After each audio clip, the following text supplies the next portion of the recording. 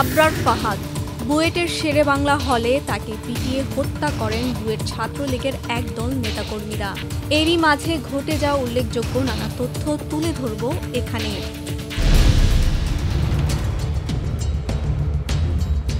হঠাৎ বাংলাদেশ প্রকৌশল বিশ্ববিদ্যালয় বুয়েটের শেরেবাংলা হলের ছাত্র আবরার ফাহাদকে পেটানো হচ্ছে বলে খবর আসে।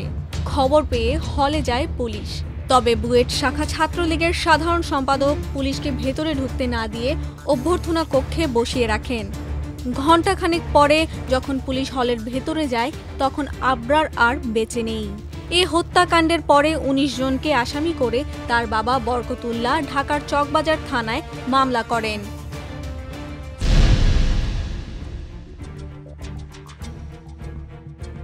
এই ঘটনায় গ্রেফতার হওয়া বুয়েটের ছাত্রলীগের নেতাকর্মীদের ফেসবুক মেসেঞ্জারের গোপন কথোপকথনের বিষয়টি স্পষ্ট হয়ে যায়। ছাত্রলীগের এই নেতারা মেসেঞ্জারের গ্রুপ তৈরি করে নিজেদের মধ্যে কথা বলতেন। বুয়েট ছাত্রলীগের সাংগঠনিক সম্পাদক মেহেদী হাসান ওরফে রবিন সেদিন দুপুর ১২টা ৪৭ ওই গ্রুপে লেখেন, ১৭র আবরার ফাহাদ, মেরে হল থেকে বের করে দিবি দ্রুত। এর আগেও বলেছিলাম, তোদের তো দেখি কোনো বিকার নেই, শিবির চেক দিতে বলেছিলাম। মেহেদী হাসানের এই লেখার পর মনিরুজ্জামান লেখেন, ওকে ভাই।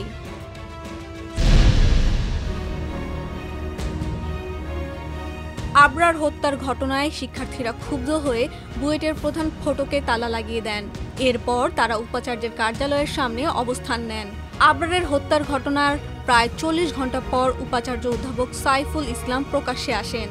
উপাচার্য শিক্ষার্থীদের সামনে না আসায় ক্ষোভ জানান শিক্ষার্থীরা।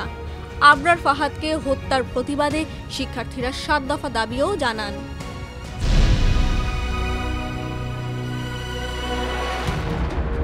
একই বছর ২১ অক্টোবর আবরার হত্যার এজাহারভুক্ত ১৯ আসামিকে বিশ্ববিদ্যালয় থেকে সাময়িকভাবে বহিষ্কার করা হয়। তখন বুয়েটের উপাচার্য বলেন, বুয়েটে সাংগঠনিক ছাত্র রাজনীতি থাকবে না। আবরারের পরিবারকে ক্ষতিপূরণ দেওয়া হবে এবং মামলার খরচ বুয়েট কর্তৃপক্ষ বহন করবে। বিচার কাজ দ্রুত শেষ করতে সরকারকে চিঠি দেওয়া হবে। বুয়েটে র্যাগিং বন্ধ হবে।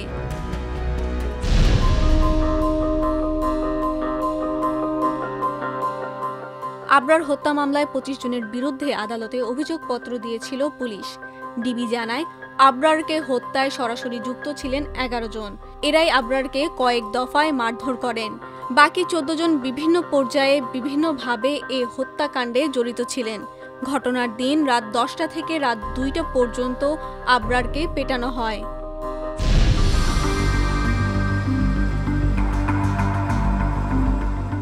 আবরার ফাহাদ হত্যাকাণ্ডের ঘটনায় ২৬ জন শিক্ষার্থীকে আজীবন বা স্থায়ীভাবে বহিষ্কার করেছে বাংলাদেশ প্রকৌশল বিশ্ববিদ্যালয় বুয়েট কর্তৃপক্ষ। বিশ্ববিদ্যালয়ের শৃঙ্খলা ভঙ্গ করায় ৬ শিক্ষার্থীকে বিভিন্ন মেয়াদে শাস্তি দেওয়া হয়েছে।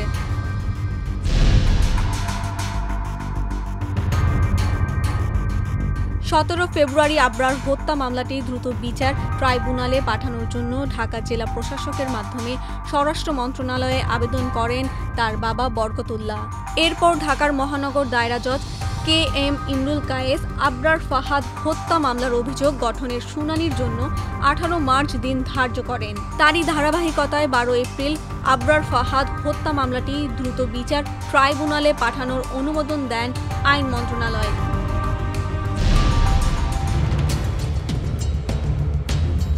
আবরার ফাহাদ হত্যা মামলায় বিচার শুরু হতে লেগে যায় কয়েক মাস।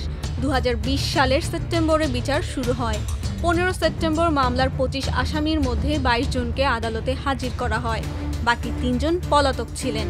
মামলায় পর্যায়ক্রমে ৪৬ জনের সাক্ষ্য নেওয়া হয়।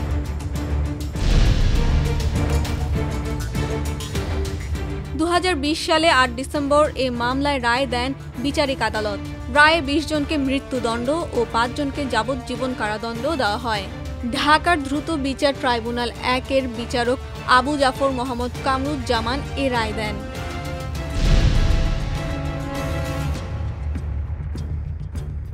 ফৌজদারি কোনো মামলায় বিচারিক আদালতের রায়ে কারো মৃত্যুদণ্ড হলে তা কার্যকরে হাইকোর্টের অনুমোদন লাগে, যেটি ডেথ রেফারেন্স মামলা হিসেবে পরিচিত।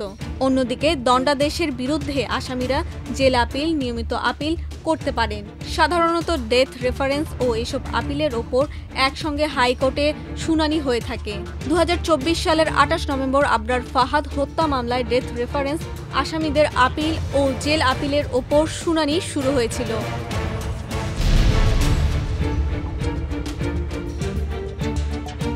আবরারকে হত্যার দায়ে মৃত্যুদণ্ডপ্রাপ্ত আসামি মুনতাসির আল জেমি 6 আগস্ট 2024 সালে গাজীপুরের হাই সিকিউরিটি কেন্দ্রীয় কারাগারের দেয়াল ভেঙে পালিয়ে যান। সেদিন তিনি সহ 202 জন পালিয়ে যান। 2025 সালের 25 ফেব্রুয়ারি কারা কর্তৃপক্ষ এ তথ্য জানায়। এ খবর সামনে আসার পর বিক্ষোভ মিছিল করেন বিশ্ববিদ্যালয়টির কয়েকশো শিক্ষার্থী।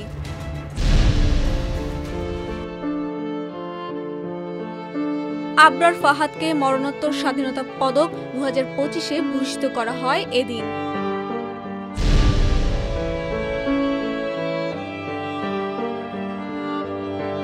আবরার ফাহাদের হত্যার ঘটনায় জড়িত ব্যক্তিদের সবাই ছিলেন নিষিদ্ধ সংগঠন ছাত্রলীগের বুয়েট শাখার নেতাকর্মী। এ ঘটনায় করা মামলায় বিচারিক আদালতের রায়ে 20 জন আসামিকে মৃত্যুদণ্ড ও 5 জন আসামিকে যাবজ্জীবন কারাদণ্ড দেওয়া হয়। বিচারিক আদালতের দেওয়া সেই রায় বহাল রাখেন হাইকোর্ট।